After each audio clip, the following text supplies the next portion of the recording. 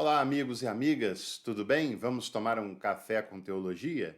Você é bem-vindo e bem-vinda aqui no canal. Só não se esqueça de se inscrever aqui no canal e ativar todas as notificações. E, é claro, também fica o convite para você fazer o melhor curso livre de teologia da internet. É só se tornar membro assinando o plano Café Completo Teoflix, que você vai ter aulas de qualidade por apenas R$ 1 por dia. É muito barato e vale muito a pena. Há pouco tempo atrás eu fiz uma série de vídeos falando sobre a formação teológica, sobre graduação, falei sobre mestrado, doutorado, sobre academia e também sobre possibilidades de trabalho com a formação teológica. E hoje esse vídeo surge por observar ao longo da experiência docente que eu tenho de quase 20 anos de carreira, eu posso observar algumas realidades que infelizmente acontecem na teologia. Na teologia, por se tratar de um assunto que lida com a fé, que muitas vezes lida com a confessionalidade, algumas pessoas se travam ou, ainda que não se travam, mas não conseguem ampliar o seu entendimento porque pensam que se questionar alguma coisa, se tiver um senso crítico apurado, elas estarão em pecado contra a fé, estarão em pecado contra as suas denominações. Não é de agora que as confissões religiosas, não generalizando, mas elas acabam atravancando o entendimento, acabam limitando o raciocínio, a reflexão, e isso não é de agora, evidentemente, isso já existe há muito tempo. Na verdade, essa compreensão, além de ser uma falta de raciocínio, e nós somos seres racionais porque Deus nos fez dessa maneira, além disso, também é um desconhecimento do próprio texto bíblico, porque a carta bíblica diz que nós devemos examinar todas as coisas. O apóstolo Paulo fala isso. Examinai todas as coisas e retende o que for bom.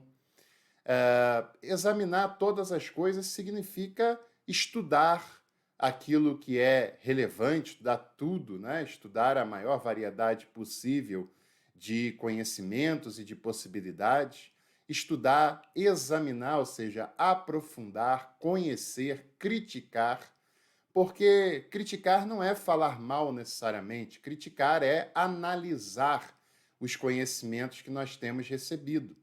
Nós não podemos descartar um conhecimento de alguém que, teoricamente, não fala a mesma língua que a gente, como também não podemos aceitar, sem a menor reflexão, alguma verdade que nos é passada apenas porque foi passada pelo pastor da nossa igreja, pelo padre da nossa paróquia ou coisas que o valha. Nós somos seres adultos, racionais, autônomos, foi Deus quem nos fez assim, e como diz a orientação bíblica, nós devemos examinar tudo, ou seja, não aceite tudo de antemão, não aceite tudo a priori, examine, analise, e depois de fazer isso, aquilo que for bom, aquilo que passar no crivo, aquilo que passar no funil da qualidade do critério, aí você retém, ou seja, aí vai fazer parte de você, da sua reflexão, do seu pensamento e das suas ações também. E o que não passar no crivo, for ruim, for de qualidade ruim, você deixa de lado e segue em frente. Algumas pessoas na teologia têm medo até de estudar em instituições que são reconhecidas pelo Ministério da Educação, porque criou-se no meio eclesiástico uma falácia de que os cursos que são reconhecidos pelo Ministério da Educação, eles são dominados pelo Estado e isso seria uma intervenção, uma ingerência do Estado na igreja. Isso é uma falácia, é um desconhecimento por completo, se não for uma artimanha muito maldosa feita por alguns que talvez conheçam isso. Isso não é verdade. Na verdade, o Ministério da Educação ele não tem ingerência direta nem nas instituições de ensino superior.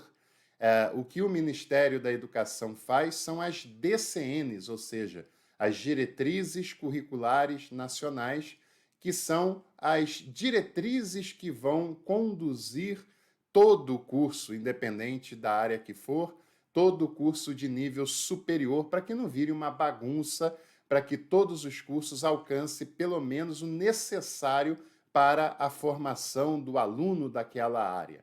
Mas é claro que essas DCNs estabelecem as áreas específicas de cada curso. No caso da teologia, tem que ter Bíblia, tem que ter sistemática, tem que ter pastoral. Estabelece uma hora mínima, mas não diz quais disciplinas o curso tem que ter, nem qual foco o curso tem que ter, e nada impede de um curso de teologia ser reconhecido pelo Ministério da Educação, oferecer um ensino acadêmico, um ensino de qualidade, e nada o impede de querer formar pastores, pastoras, sacerdotes para as comunidades de fé. Nada impede de querer colocar algumas disciplinas que aquela instituição entende como necessárias, nada disso. E outra coisa também muito importante, se você quiser aprender teologia de verdade, você não pode achar que a teologia é uma ilha isolada no meio do oceano de todas as outras realidades do saber. A teologia ela tem que dialogar com várias outras ciências, principalmente, no caso, as ciências humanas. Isso se chama interdisciplinaridade, ou seja, disciplinas, ciências que dialogam, que trocam conhecimentos, enriquecimentos e informações com outras disciplinas. Isso é muito importante para a educação de um modo geral. A teologia ela não é uma ilha, como nenhuma outra ciência é uma ilha. Ela tem os seus pontos específicos, ela tem as suas metodologias próprias, ela tem, é claro, como todas as outras, a sua especificidade, mas ela dialoga com outras disciplinas com toda certeza. Hoje não se faz mais formação numa área que lide apenas com aquela área e despreze todas as outras. Isso não existe. A teologia ela precisa, por exemplo, dialogar com a biologia, ela precisa dialogar não apenas com essas ciências da natureza, que podem trazer luz a muitos assuntos, como, por exemplo, é impossível estudar teologia sem ter algum conhecimento de história. E não só da história da igreja, do cristianismo, da teologia, mas da história geral, no nosso caso, da história da América Latina, da história do Brasil. Por isso que tem muita gente que se diz ser da teologia, que faz um discurso completamente aleatório, completamente desencarnado da realidade, que critica realidades que ele nem conhece, que ele nem entende. Não é possível fazer teologia sem ter algum conhecimento de história. Não é possível fazer teologia sem dialogar com a geografia. Por exemplo, para que você entenda que a realidade do continente americano, principalmente da América Latina, não é a mesma realidade da Europa, que não é a mesma realidade da África. Não se pode produzir teologia desprezando a geografia econômica, a geografia política. Aliás, não se pode fazer teologia sem ter conhecimento de política também, de ciência política. Quando eu digo isso, estou falando de ciência, de estudo, de reflexão, não necessariamente de apoiar candidatos ou coisa desse tipo. Isso é típico de quem não estuda, não aprofunda e não conhece nada dessa área.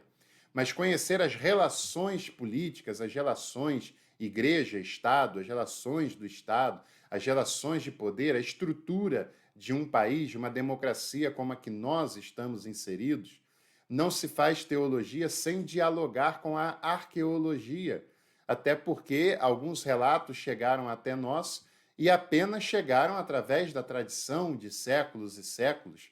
E hoje se tem estudos muito avançados na área arqueológica, que comprova ou não algumas passagens lá da antiguidade. Não se faz teologia sem dialogar com a filosofia, com o modo de pensar, com a estrutura do pensamento que varia de geração em geração, e isso também interfere na própria tradição. Não se faz teologia sem dialogar com a antropologia, até porque a teologia é uma ciência humana e ela é feita, refletida, produzida por seres humanos. E entender a estrutura antropológica desse ser humano e dessa cultura faz parte da reflexão teológica. Por exemplo, uma área também que acrescenta muito para a reflexão teológica é você dialogar com a literatura. E no Brasil nós temos grandes nomes da literatura, da poesia, da intelectualidade e com certeza conhecer essas obras, obras clássicas, obras de grandes autores de língua portuguesa, vai acrescentar muito para você, não apenas na hora de estudar teologia, mas vai ampliar a sua cultura, ampliar o seu vocabulário, ampliar a sua reflexão, aprofundar a sua intelectualidade, e isso faz toda a diferença. Porque você sabe, o cérebro, assim como suas pernas, seus braços, como a sua estrutura de uma maneira em geral, também precisa de exercícios, também precisa de treinos e também precisa estar em atividade para que ele não atrofie.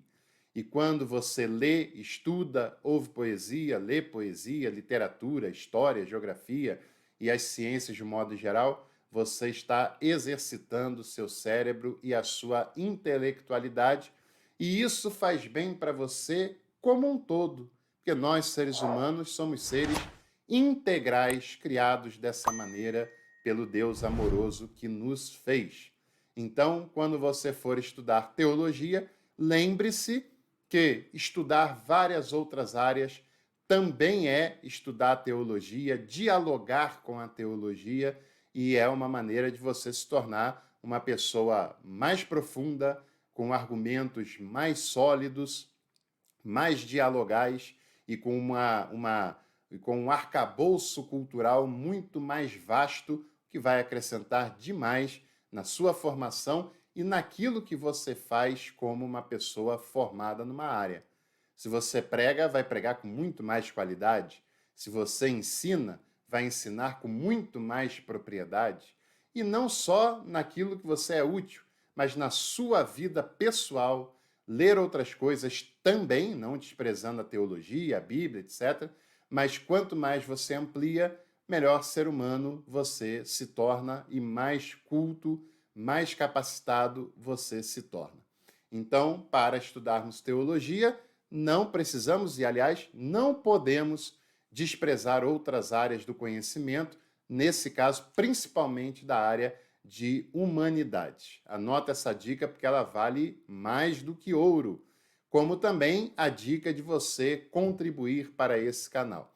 Se ele tem sido relevante na sua vida de alguma maneira, você pode contribuir enviando algum valor no Valeu Demais, na nossa chave Pix, ou você pode se tornar membro aqui do canal. Você vai ajudar o canal e também ter acesso a aulas e conteúdos exclusivos. Venha com a gente, um abraço e até a próxima.